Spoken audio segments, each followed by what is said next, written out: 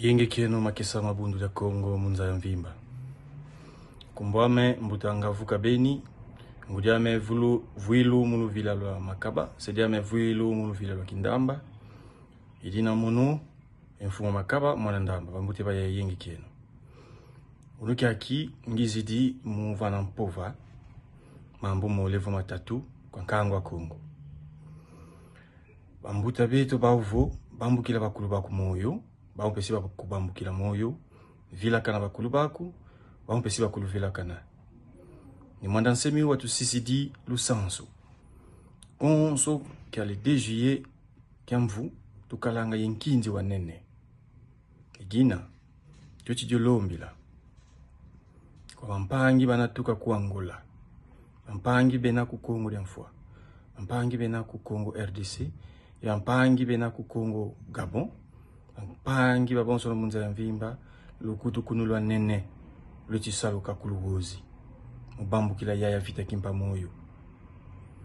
Bika to asanisi na kumba yaya vita kimpa. Bika to ahimbila mikunga. Minavana nzitu suko yaya vita kimpa. Bika to muvutu dila matondo. Musalukika yantika.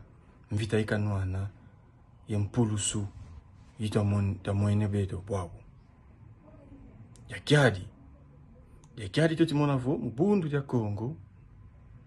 Ni mwana nsemi wasala bundu ya Kongo. Kunsi ya lutumu la mfumu mwanda Kongo.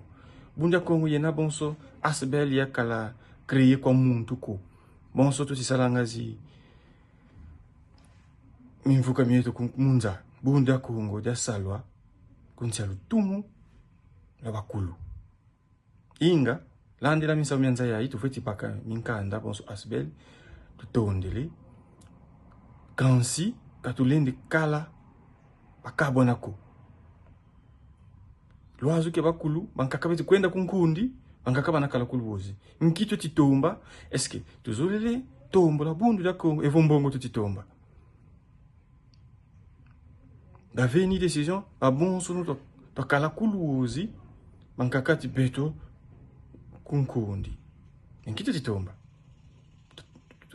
takamba ketika kito titomba kunima bimvuka bantu beti tomba binkimfumu evo mbongo beti tomba eske bazole salisida bakulu eske bazole sala munzi la Kongo evo mankaka beti tomba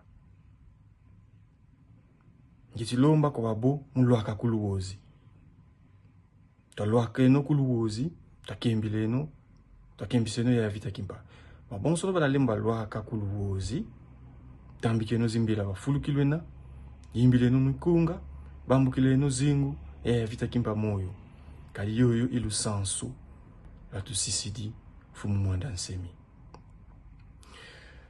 bundu ya Kongo imusi kakayina munza ya mvimba pangi zame kaluku kukivune tiko bundu ya Kongo lwazu kiangana kia bakulu luyambula misamu mieto mimemyo beto bundu ya Kongo